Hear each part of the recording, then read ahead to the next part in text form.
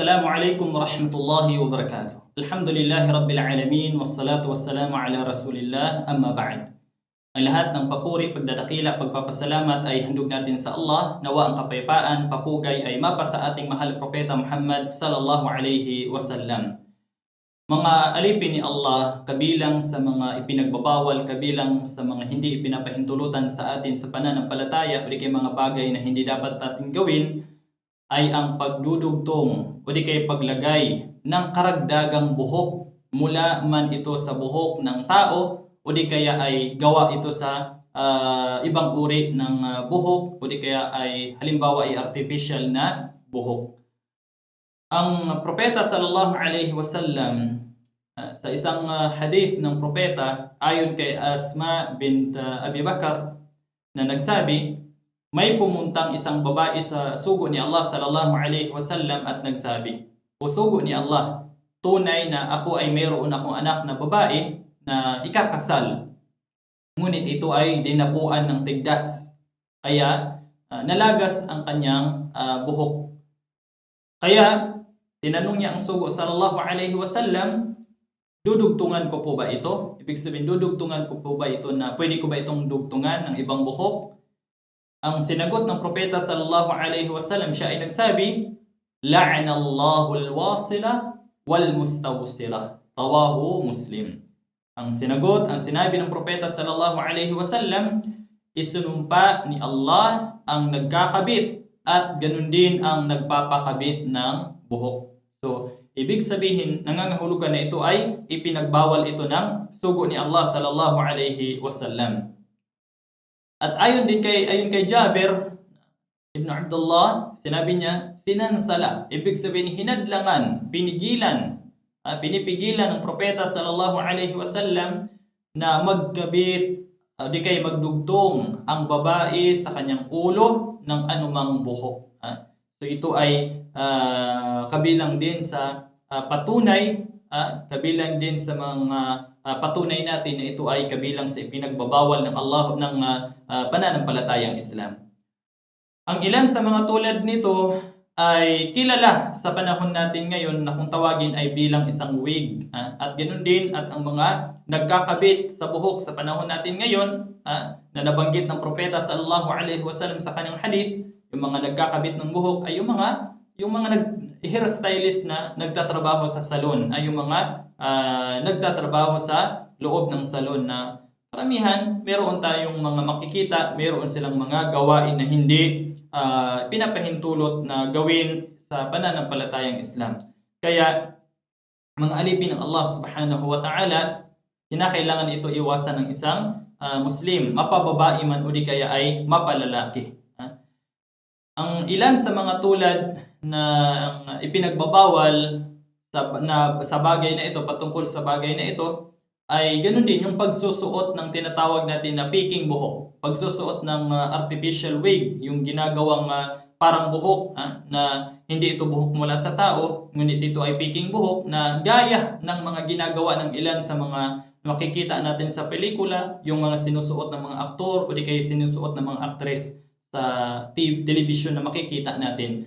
So, lahat ng ito mga alipin ng Allah subhanahu wa ta'ala, kabilang ito sa hindi ipinapahintulutan sa atin sa pananampalatayang Islam dahil ito ay kabilang sa mga binanggit ng propeta sallallahu alaihi wasallam na isinumpa o di kay isinumpa yung mga luwasila o di kay mustawsila, yung nagkakabit at yung nagpapakabit ng buhok. Kaya marapat sa isang Muslima at Muslim, sa babae at sa lalaki na umiwas sa mga ganitong mga bagay, yung pagdudugtong o di kaya paglalagay ng mga ibang buhok bukod sa kanyang buhok. So kinakailangan mga alipin ng Allah subhanahu wa ta'ala ay maging maingat tayo sa bagay na ito. At ganun din, kabilang din sa mga muharramat o di kaya mga ipinagbabawal ay ang paggaya ng mga lalaki sa mga babae. At ganun din ang paggaya ng babae sa mga lalaki. Mapa ito man ay kasuotan, panggagaya sa kasuotan, o di kaya ito man ay panggagaya sa pananalita, o di kaya ay anyo. Dahil kabilang sa kalikasan, o di kaya ay inilagay ng batas ng Allah Subhanahu wa Ta'ala sa kanyang mga lingkod na kung saan ay panatilihin niya ang kanyang pagkalalaki. At ganun din ay panatilihin ng isang babae ang kanyang pagkababae. Dahil ganun sila nilikha ng Allah Subhanahu wa Ta'ala sa ganung kasarian. Nilikha ng Allah Subhanahu wa Ta'ala ang lalaki na siya ay dapat ay magpakalalaki. At ganun din yung babae nilikha ng Allah Subhanahu wa Ta'ala sa likas ng pagkalikha na pagkababae. So kinakailangan niyang panindigan ang kanyang pagkababae dahil walang ibang kasarian na nilikha ng Allah Subhanahu wa Ta'ala dito sa mundo maliban sa babae at saka lalaki lamang. Binanggit ng Allah Subhanahu wa Ta'ala sa banal na Quran, Ya ayuhan nas, inna khalaqnakum min dhakarin wa untha. Nilikha ng Allah Subhanahu wa Ta'ala ang mga tao mula sa lalaki at mula sa babae. Kaya mga alipin ng Allah Subhanahu wa Ta'ala, ang hatol sa gawaing ito ay yung panggagaya sa mga babae at panggagaya ng babae sa lalaki. Ang hatol ito sa atin sa pananampalatayang Islam sa Sharia, ito ay ipinagbabawal. Hindi ito maaari na kung saan ang palatandaan ng pagbabawal nito kapag mayroong nasasaad o di kay mayroon tayong mayroong nabanggit, narinig, o di kay nabasa mula sa Quran ng Allah Subhanahu wa Ta'ala o di kay mula sa hadith ng Propeta sallallahu alaihi wasallam na isang sumpa sa nagsasagawa o di kaya sa isang gawain, so yun ang patunay, yun ang tunay na iyon ay kabilang di kay nagpapahiwatig sa pagbabawal. At ganun din, iyon ay kabilang sa mga malalaking kasalanan. Kabilang sa malalaking kasalanan. Sa hadith ng Propeta sallallahu alaihi wasallam, ayon kay Ibn Abbas, kalugdan sila ng Allah Subhanahu wa Ta'ala, binanggit ng Propeta, La'na Rasulullah al-mutashabbihina minar rijali bin nisa wal mutashabbihat minan nisa'i bir rijal. Rawahu al-Bukhari. Sinabi ng Rasulullah sallallahu alaihi wasallam, isinumpa ng sugo ni Allah ang mga gumagaya na mula sa mga lalaki, gumagaya sa mga kababaihan, at ganoon din mula sa mga kababaihan na gumagaya sa mga kalalakihan. So, dahil dito mga alipin ng Allah, kagaya ng nabanggit natin, na kapag ang isang bagay o di kayo nagsasagawa, isinumpa, nabanggit ang pagsumpa, so kabilang ito, nagpapahiwatig na ito ay ipinagbabawal sa pananampalatayang Islam. Ganun din mga alipin ng Allah Subhanahu wa Ta'ala, wa an Ibn Abbas radiyallahu anhuma marfu'an, la'na Rasulullah al-mukhannathin min ar-rijal wal mutarajjilat minan nisa. Sinabi rin ayon din kay Ibn Abbas, kalugdan nawa sila ng Allah Subhanahu wa Ta'ala, isinumpa din ng sugo ni Allah, isinumpa ng sugo ni Allah Subhanahu wa Ta'ala ang alin? Ang mga binabae na mga lalaki at ang mga binalaki na mga babae. So, ganun din, maraming mga hadith, mga alipin ng Allah Subhanahu wa Ta'ala na nangangahulugan ng ang pagsumpa ng Propeta sallallahu alaihi wasallam sa mga taong gumagawa nito. Ang sinasabi nating panggagaya ay maaari, mga alipin ng Allah, maaari sa mga kilos. Makikita natin sa kilos, ang isang lalaki, ang kanyang ginagayang kinikilos ay ang babae, at ganoon din sa lalaki, ang kanyang kinikilos ay panglalaki. O di kaya ay mga sa pag-aayos, o di kaya ay sa sabihin natin sa mukha, siya ay naglalagay, yung halimbawa yung lalaki naglalagay ng make-up, o di kaya naglalagay ng mga inilalagay sa mukha na para magmukhang babae, magaya niya ang babae. O di kaya sa paglalakad, gaya ng halimbawa yung babae na mag-aastang parang lalaki, o di kaya sa pangangatawan. Ganun din yung pag-aastang babae sa pananalita at paglalakad. So, ibig sabihin, maaari sa mga kilos makikita, o di kaya sa mga mukha, sa mga anyo. So, ito ay kabilang sa panggagaya, sinasabi natin na panggagaya sa ibang kasarian.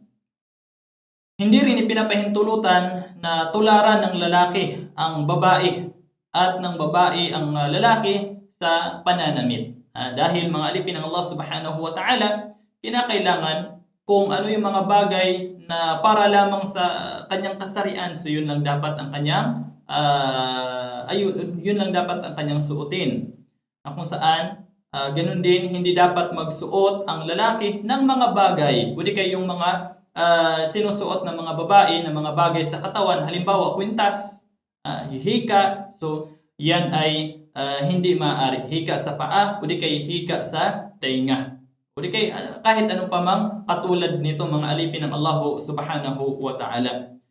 At gayon din, hindi dapat magsuot ang babae ng mga damit na para lamang ito sa mga lalaki, tulad halimbawa ng mga kasuotang mga panlalaki. Sa halip, dapat magkaiba sila ng anyo. Yung lalaki, kinakailangan ay magkaiba, separate sila ng anyo sa babae. Maging ito man ay disenyo, o di kaya ay kulay, o di kaya ay kung anong mga bagay na nagpapahiwalay sa itsura, o di kaya nagpapahiwalay sa anyo ng bawat kasarian. Ang patunay, dalil natin mga alipin ng Allah subhanahu wa ta'ala na kinakailangan magkaiba ang lalaki at babae sa kasuotan ay ang nasasaad sa hadith ng propeta sallallahu alaihi wasallam ayon kay Abu Hurairah. Binanggit ng propeta, kanyang sinabi, la'anallahu ar-rajula yalbasu libsatal mar'a wal mar'ata talbasu libsatar rajul. Rawahu Abu Dawud. Isinumpa ng Allah, ika ng propeta Muhammad, isinumpa ni Allah ang lalaki na siya ay nagsusuot ng kasuotan ng pangbabae at ang babae na nagsusuot ng kasuotan ng panglalaki. So yun ay kabilang sa dapat natin iwasan, lalo na sa mga gumagawa nito mga alipin ng Allah subhanahu wa ta'ala. Lahat ng mga nabanggit natin ay nandoon ang sumpa ng Allah, nandoon ang sumpa ng propeta sallallahu alaihi wasallam, kaya dapat tayong matakot, katakutan natin ng Allah sa mga bagay na ito ay kabilang sa hindi ipinapahintulutan sa atin sa pananampalatayang Islam. So kinakailangan ay tigilan ng isang tao at siya ay manumbalik sa Allah subhanahu wa ta'ala at kinakailangan niyang panindigan at kinakailangan niyang anyuhin kung ano yung mga anyo, kung ano yung kasarian na ibinigay sa kanya ng Allah subhanahu wa ta'ala. At kabilang pa sa mga ipinagbabawal na atin ring matatalakay ay yung pagtitina o di kaya ay pagkukulay ng buhok ng kulay itim. Ito ay ipinagbabawal ayon sa nabanggit mula sa banta sa hadith ng propeta sallallahu alaihi wasallam, kanyang sinabi, yakunu qaumun yakhdibuna fi akhir az-zaman bisawad ka awasilil hamami la yarihuna raihatal jannah. Rawahu Abu Dawud. Sinabi ng propeta sallallahu alaihi wasallam, magkakaroon sa huling panahon ng mga tao na sila ay magtitina. Ibig sabihin magkukulay ng itim sa kanilang buhok gaya ng dibdib ng mga kalapate. Hindi nila maaamoy ang amoy ng paraiso. Ibig sabihin mga tao na iyon na gumagawa ay hindi nila maaamoy ang amoy ng kay halimuyak ng paraiso ng Allah subhanahu wa ta'ala. Bukod doon mga alipin ng Allah subhanahu wa ta'ala, mayroong bagay na ito ay napapahintulutan. Mayroong mga bagay na nilalagay sa buhok o di kay itinitina sa buhok na ito ay hindi itim, hindi kulay itim. Dahil ito ay napapatunayan na nangyari sa buhay ng sugo sa talambuhay ng propeta, sa panahon ng propeta sallallahu alaihi wasallam, na siya ay nagpalit ng kulay sa kanyang uban. Yung uban, yung puti sa kanyang ulo, mula sa kanyang buhok. Ang nilagay ng propeta sallallahu alaihi wasallam, nagtina siya sa kanyang buhok, nagkulay siya sa kanyang buhok, uban, sa pamamagitan ng al-hinna. Yung tinatawag natin na al-hinna. Ibig sabihin, ang hinna, ito ay halaman na ginagamit sa pagkukulay. Mula ito sa halaman na ginagamit sa pagkukulay. Tulad nito na maninilaw-nilaw o di kaya ay mamula-mula o ano pa mang patungo sa kulay kayumanggi. Ang ganito mga alipin ng Allah Subhanahu wa Ta'ala, yung pagkukulay, di kaya ay paglalagay, pagtitina, ay maliban doon sa tinatawag natin na kulay itim. Dahil yun ang ipinagbawal sa atin ng Propeta Sallallahu Alaihi Wasallam. At ganun din, noong dinala sa kanya si Abu Quhafa ng araw ng Fathul Makkah sa pagsakop sa Makkah, nung nakita nito, ang ulo nito at ang balbas nito ay gaya ng thagama. Ang ibig sabihin ng thagama, yung halamang may bulaklak na napakaputi. So ibig sabihin, sa tindi ng kaputian. Kaya, ang Propeta Sallallahu Alaihi Wasallam, mayroon siyang nabanggit sa kanyang hadith, sinabi niya, "Ghayyiru hadha bishay'in wajtanibus sawad." Rawahu Muslim. Kaya ang sugo ni Allah Sallallahu Alaihi Wasallam nagsabi, baguhin nyo. Ibig sabihin yung uban, yung puti sa buhok, baguhin nyo ito ng anumang kulay, ngunit iwasan nyo ang kulay itim. Ibig sabihin, ang tinatalakay natin, ang tinutukoy natin dito mga alipin ng Allah Subhanahu wa Ta'ala, yung pagtitina natin sa buhok ng kulay itim. Dahil ito ay pinagbabawal mga alipin ng Allah Subhanahu wa Ta'ala. Dahil ang pagkukulay ng kulay itim, ito ay sumasalungat sa likas ng pagkalikha ng Allah Subhanahu wa Ta'ala sa ating mga buhok na ito ay nilikha na kulay itim. So kaya, kabilang yun sa ipinagbabawal sa atin sa pananampalatayang Islam.